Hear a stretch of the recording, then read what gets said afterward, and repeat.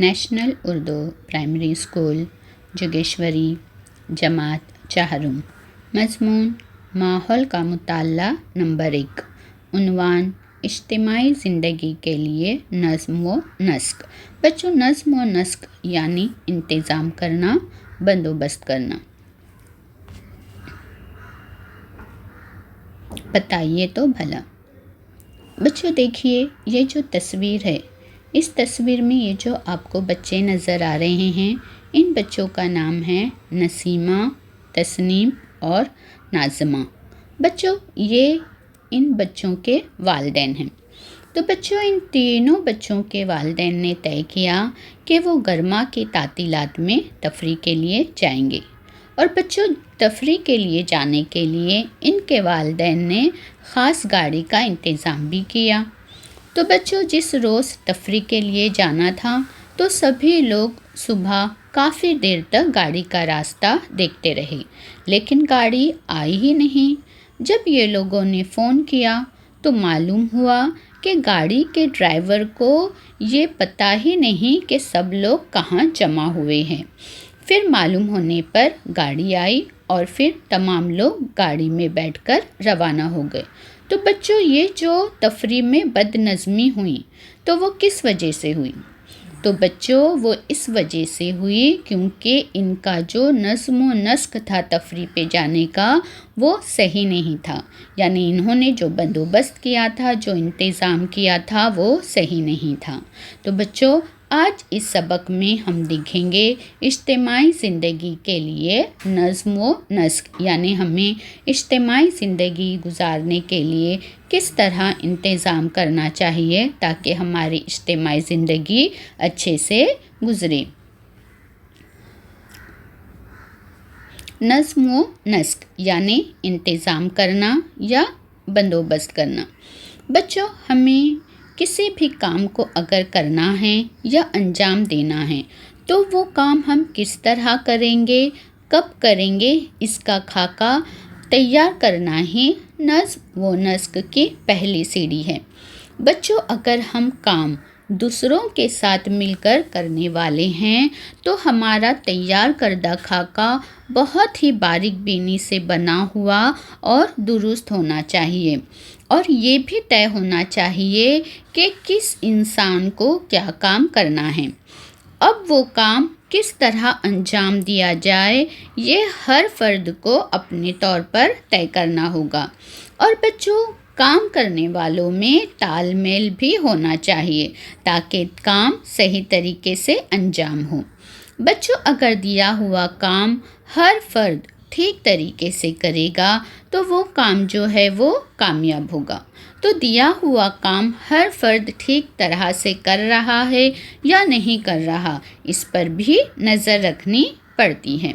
اس کے علاوہ بچوں، جو ہم کام کرنے والے ہیں، اس کام کے لیے کتنے پیسے درکار ہوں گے، اس کا اندازہ لگانا اور تخمینہ نکالنا ہوتا ہے۔ بچوں، تخمینہ یعنی سرسری حساب۔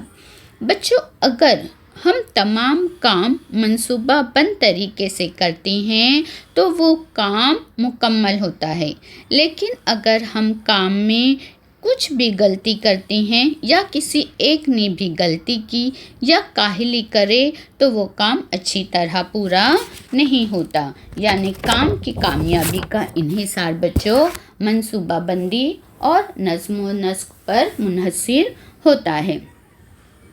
بچوں، اگر ہمارے گھر میں مہمان بھی آنے والے ہوتے ہیں یا اگر ہم گھر میں کسی کو کھانے پر دعوت دیتے ہیں، مدعو کرتے ہیں، تو تب بھی بچوں ہمیں انتظام کرنا ہوتا ہے اور بندوبست کرنا ہوتا ہے۔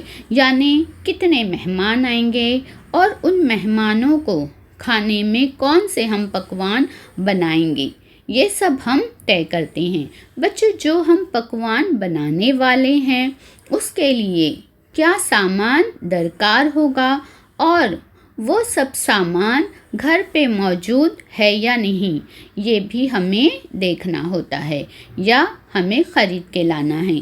یہ تمام باتوں کا ہمیں منصوبہ بنانا ہوتا ہے اور انتظام کرنا ہوتا ہے۔ پھر اس کے بعد بچوں مہمانوں کا استقبال کس طرح کیا جائے گا۔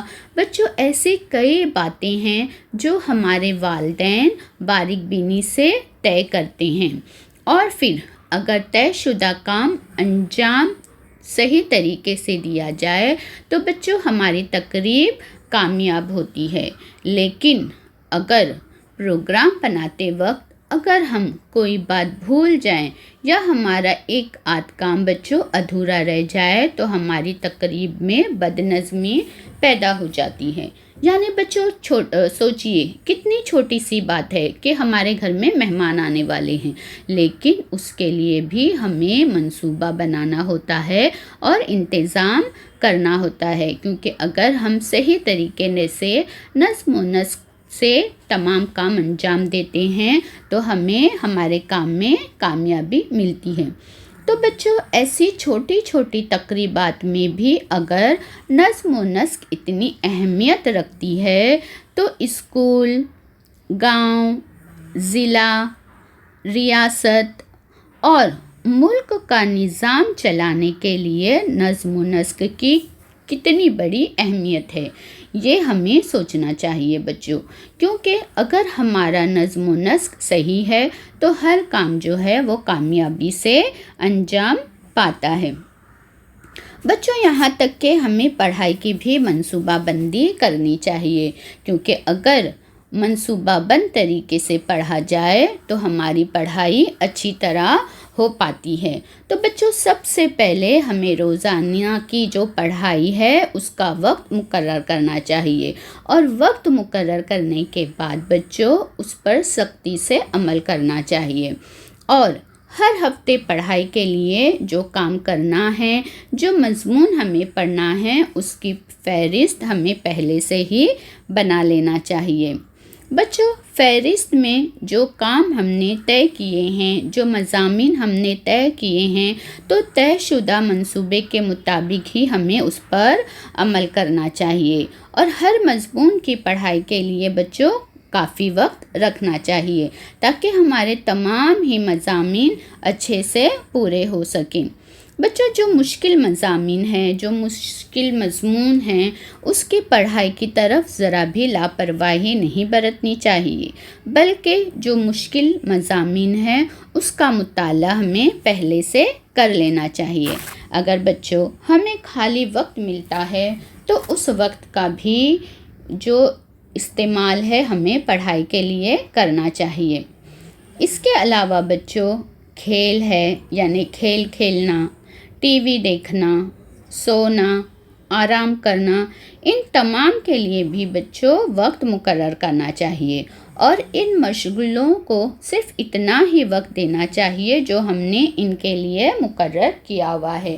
بچوں اگر ہم اس طرح منصوبہ بند طریقے سے پڑھائی کرتے ہیں تو ہمیں پڑھائی میں کامیابی حاصل ہوتی ہے اور ہماری پڑھائی بہت اچھے سے انجام پاتی ہے۔ بچوں جماعت کا نظم و نسق، تو بچوں جماعت کا جو نظم و نسق ہے وہ جماعت کے نمائندوں کے ذریعے ہوتا ہے۔ اب بچوں ہم دیکھیں گے کہ آخر جماعت کا نظم و نسق ہوتا کیا ہے۔ تو بچوں دیکھیے جیسے جماعت کی صفائی، کہ جماعت کا کمرہ ٹھیک طریقے سے صاف ہے یا نہیں، جماعت میں چاک اور ڈسٹر ہے یا نہیں، ہمارا تخت سیاہ صاف ستھرا ہے یا نہیں۔ اس کے علاوہ بچوں یہ پابندی سے جانچنے کی ذمہ داری، یا پھر دیکھیے تخت سیاہ پر اقوال زرعی لکھنا، جیسے یہاں پہ بچوں لکھا ہوا ہے کہ اخلاق کا اچھا ہونا محبت الہی کی دلیل ہے۔ تو بچوں یہ دیکھنا، یہ جانچنا کہ روزانہ تخت سیاہ پر اقوال زرعی ہے یا نہیں، یہ بھی بچوں جماعت کے نظم و نسق میں آتا ہے۔ تو بچوں یہ جو سارے کام ہیں جماعت کے، تو اس کا جو انتظام ہے وہ جماعت کے جو نمائندے ہم چنتے ہیں ان کے ذمے ہوتا ہے۔ تو بچوں ان کا یہ فرض ہے کہ اپنے کام کو اچھے سے انجام دے سکے تاکہ جماعت میں نظم و نسق اچھے سے قائم رہ سکے۔ بچوں یہ تو ہو گئی ہمارا جماعت کا کمرہ۔ ٹھیک اسی طرح بچوں اسکول کے کام میں آسانی سے انجام دینے کے لیے اسکول میں اسکول انتظامی کمیٹی بنائی جاتی ہے۔ بچوں یہ جو اسکول انتظامی کمیٹی ہے، اس اسکول انتظامی کمیٹی میں والدین، اساتذہ، طلباء کے نمائندے اور علاقے کے کچھ تجربہ کار افراد کو شامل کیا جاتا ہے۔ بچوں یہ جو کمیٹی ہے، یہ کمیٹی جو ہے وہ طلباء، والدین اور اساتذہ کے مسائل کو سمجھتی ہے اور سمجھنے کے بعد ان مسائل کو حل کرنے میں رہنمائی بھی کرتی ہے۔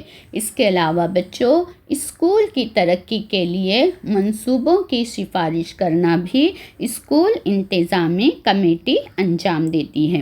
بچوں اس کمیٹی میں جو لوگ ہیں وہ باقاعدہ دیکھتے ہیں کہ طلباء اور اساتذہ کی جو حاضری ہے، یعنی طلباء اور اساتذہ برابر اسکول آ رہے ہیں یا نہیں آ رہے ہیں، یعنی طلباء اور اساتذہ کی حاضری پہ نظر رکھنا بھی اسکول انتظامی کمیٹی کے ذمے آتا ہے۔ اس کے علاوہ بچوں کے دوپہر کے کھانے اور سرکاری منصوبوں پر عمل کرنے میں مدد کرنا بھی اسکول انتظامی کمیٹی کرتی ہے۔ اس طرح بچوں طلباء اور طالبات کی شخصیت سنوارنے کے لیے اساتذہ اور والدین اسکول انتظامی کمیٹی کے ذریعے ایک دوسرے کے تعاون سے کوشش کرتے ہیں۔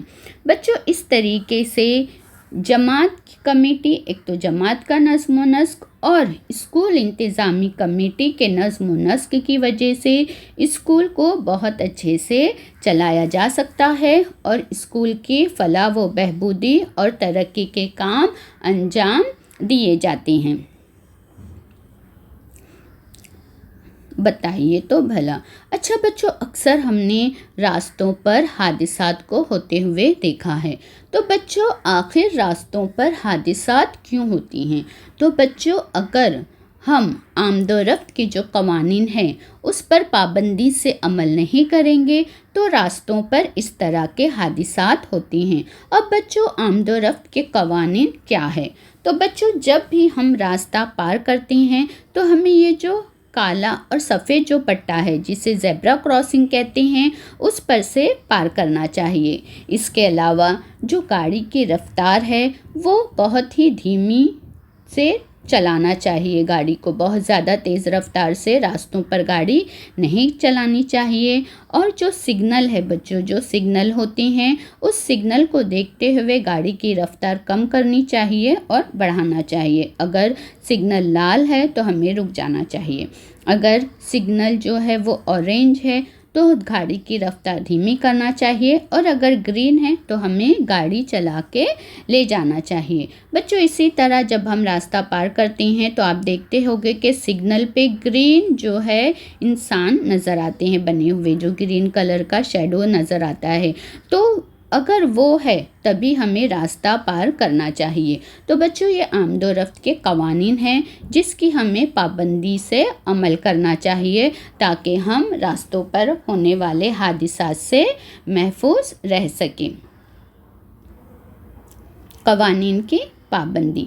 بچوں ہر اسکول کا جو وقت ہے وہ مقرر ہوتا ہے، یعنی اسکول کب شروع ہوگا اور کب بند ہوگا، یہ ہر اسکول کا اپنا وقت طے ہوتا ہے۔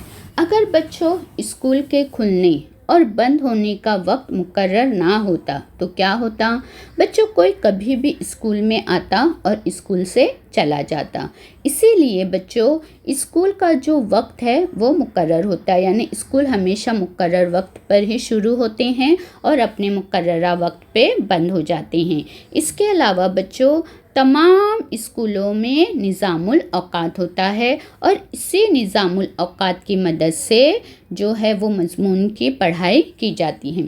بچوں اگر پڑھائی کا نظام الاوقات نہ ہوتا تو کوئی بھی طالب علم کچھ بھی کتابیں لاتا اور پھر اس میں پڑھائی کرنا مشکل ہو جاتا۔ تو اسی لیے بچوں پڑھائی اچھے سے انجام پائے تو اس کے لیے ہمیں جو نظام الاوقات ہوتا ہے اس پر عمل کرنا چاہیے۔ تو بچوں یہ اسکول کے قوانین کی پابندی ہے کہ ہر اسکول کا وقت مقرر ہوتا ہے، یعنی اسکول وقت پہ شروع ہوتا ہے اور اپنے وقت پہ بند ہو جاتا ہے۔ اسی کے ساتھ ساتھ بچوں پڑھائی کا نظام الاوقات ہونا بھی ضروری ہے تاکہ تمام بچے نظام الاوقات کے حساب سے کتاب اور کاپیاں لے کر آئے اور پڑھائی کا جو ہے وہ حرجہ نہ ہو۔ قوانین کی پابندی۔ بچوں، قوانین کی وجہ سے سماج میں کوئی بھی کام کس طرح انجام دینا ہے اس کی رہنمائی ملتی ہے، یعنی ہر انسان کو اس بات کا یقین ہوتا ہے کہ سماج میں ہر ایک طے شدہ طریقے سے ہی برتاؤ کرے گا اور اپنا کام انجام دے گا۔ مثال کے طور پہ بچوں، راستے سے گاڑی چلانے والا ہر فرد کو یہ پتہ ہوتا ہے کہ ہمیں بائیں طرف سے ہی جانا ہے۔ بچوں، یہ معلوم ہونے کی وجہ سے کوئی بھی فرد بے خطر گاڑی چلا سکتا ہے۔ اگر بچوں یہ معلوم نہ ہو کہ سامنے سے آنے والا فرد بائیں جانب سے آنے والا ہے یا دائیں جانب سے، تو ہم الجھن میں پڑ جائیں گے اور ایسے میں حادثات ہونے کا خطرہ ہو سکتا ہے۔ تو اس لیے بچوں قوانین کی پابندی کرنا بہت زیادہ ضروری ہے تاکہ کوئی حادثات نہ ہو سکے۔ بچوں، قوانین اسی لیے بنائے جاتے ہیں کہ سماج جو ہے وہ الجھن کا شکار نہ ہو اور ہماری اجتماعی زندگی آسانی سے بسر ہو سکے۔ بچوں، پہلے جو قوانین ہیں وہ سماج کے رسم و رواج کے لحاظ سے بنائے جاتے تھے، لیکن بچوں جب سے ہمارا ملک آزاد ہوا، آزادی کے بعد اب حکومت قوانین طے کرتی ہے۔ ہمارا ملک آزاد ہونے کے بعد بچوں ہم نے دستور تیار کیا اور سرکاری کاروبار کس طرح چلے، سماج کا سفر کس رخ پر ہو، اس تعلق سے دستور میں اصلاحات ہوتی ہے اور بچوں ہمارے ذریعے منتخب کیے گئے نمائندے اس کو سامنے رکھ کر ملک کا کاروبار چلاتے ہیں۔ اب بچوں ہمارے ذریعے منتخب کیے گئے نمائندے یعنی کون؟ یعنی بچوں وہ نمائندے جنہیں ہم ووٹ دیتے ہیں اور وہ جیت کر آتے ہیں، تو وہی لوگ جو ہے بچوں ملک کا کاروبار چلاتے ہیں۔ بچوں مقامی سطح پر مقامی انتظامیہ کے ذریعے نظم و نسق قائم رکھا جاتا ہے۔ مقامی سرکاری اداروں کے کام۔ بچوں ہماری جو روزمرہ کی زندگی ہے، تو روزمرہ کی زندگی میں ہم کئی چیزوں کے لیے اپنے خاندان یا پڑوسیوں کے علاوہ جو دوسرے لوگوں پر، جو باہر کے لوگ ہیں ان پر بھی منحصر رہتے ہیں۔